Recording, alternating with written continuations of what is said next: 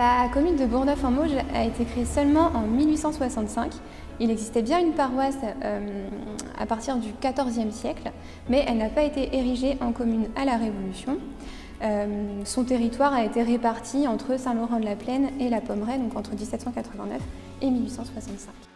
En 1852, l'église a été reconstruite sur l'emplacement de l'ancienne, sur les plans de l'architecte Delettre. C'est un architecte d'Angers qui a beaucoup travaillé sur des reconstructions d'églises à la même période sur le territoire, comme à Bourg-en-Mauges, la chapelle Saint-Florent, Saint-Laurent-du-Motay ou encore le Marillet. Comme la majorité des églises du territoire, l'église de Bourgneuf-en-Mauges a été réalisée dans un style néogothique, donc un style inspiré du XIIIe siècle, qu'on appelle aussi un style ogival. Elle se distingue des autres réalisations de l'architecte Delettre par sa façade, puisqu'elle a 2 tours clochers.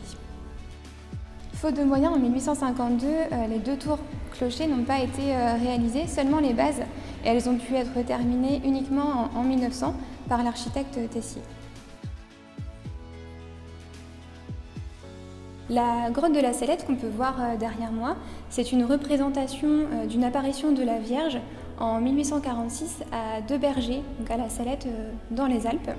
C'est une scène qui se répand énormément dans la seconde moitié du XIXe siècle dans les églises et dans les chapelles. Et d'ailleurs, on retrouve cette représentation à la chapelle Notre-Dame de la Salette au Ménil-en-Vallée et dans la chapelle de la Blardière au Marillet. L'église de Bourgneuf-en-Mauges, elle présente un plan plutôt traditionnel en croix latine. Sa nef, elle se développe en 3 travées qui sont voûtées d'ogives octopartites. Les ogives, elles retombent sur des chapiteaux fleuris. Et on peut noter aussi les clés de voûte qui sont peintes, qui sont polychromes.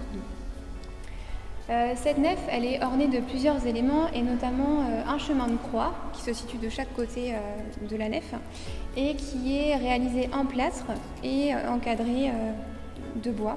Il a été réalisé au XIXe siècle. Un autre élément intéressant, c'est la chaire qui date elle aussi du XIXe siècle et qui représente les 4 évangélistes. Le chœur se compose d'une travée droite et d'une abside à 3 pans. Les deux sont voûtés d'ogives comme pour la nef, ce qui est assez typique du style néogothique. Nous pouvons voir dans ce chœur des stalles en bois qui sont aussi dans un style néogothique. Et on peut aussi voir une représentation de Sainte Marguerite Marie. C'est une huile sur toile qui date du XIXe siècle.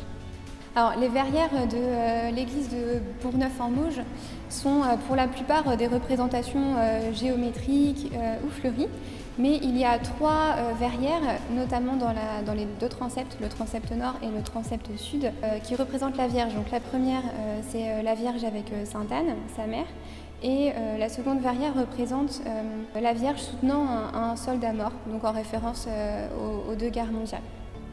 La 3e verrière, en fait, se situe juste au-dessus de la grotte Notre-Dame de la Salette.